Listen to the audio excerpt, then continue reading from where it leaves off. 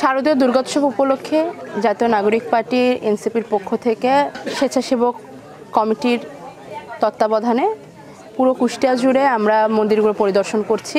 তারই অনুসারে আজকে আমরা দৌলতপুর উপজেলার বেশ কয়েকটি মন্দির পরিদর্শন করেছি। সর্বশেষ ডাংমরকা শ্রী শ্রী সন্ধ্যারানী দুর্গা মন্দিরে আমরা আমাদের অনুষ্ঠান কর্মসূচি সমাপ্ত করব। পুরো দৌলতপুর জুড়ে এবং পুরো কুষ্টিয়া জুড়ে আমরা আইন শৃঙ্খলা রক্ষাকারী বাহিনীর ব্যাপক উপস্থিতি দেখেছি। তারা নিঃস্বার্থভাবে খুব সুন্দরভাবে নিরাপত্তা বজায় রাখছেন, পরিস্থিতি নিয়ন্ত্রণ করছেন। মানুষের মধ্যে সৌহার্দ্য সম্প্রীতির লক্ষণ দেখতে পাচ্ছি। সব জায়গাতে শান্তিপূর্ণভাবেই অনুষ্ঠানগুলো হচ্ছে। হিন্দু মুসলিম সম্প্রীতি খুব সুষ্ঠুভাবে বজায় রয়েছে।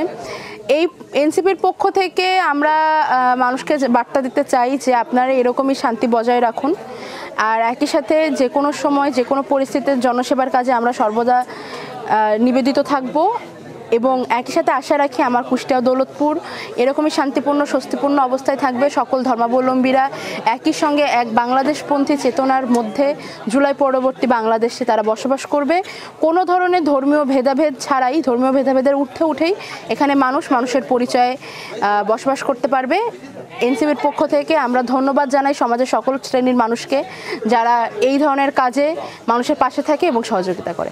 আমরা পুরো দেশ জুড়ে প্রত্যেকটি জেলায় প্রত্যেকটি উপজেলায় আমরা পূজা মনিটরিং কমিটি করেছি, যারা মন্দিরগুলো পরিদর্শন করছে, নিরাপত্তা ব্যবস্থা ভালোভাবে হচ্ছে কিনা, নিয়ন্ত্রিত আছে কিনা সেগুলো পরিদর্শন করছেন এবং আমাদের পক্ষ থেকে প্রীতি উপহারও পৌঁছে দেওয়া হচ্ছে মন্দিরগুলোতে।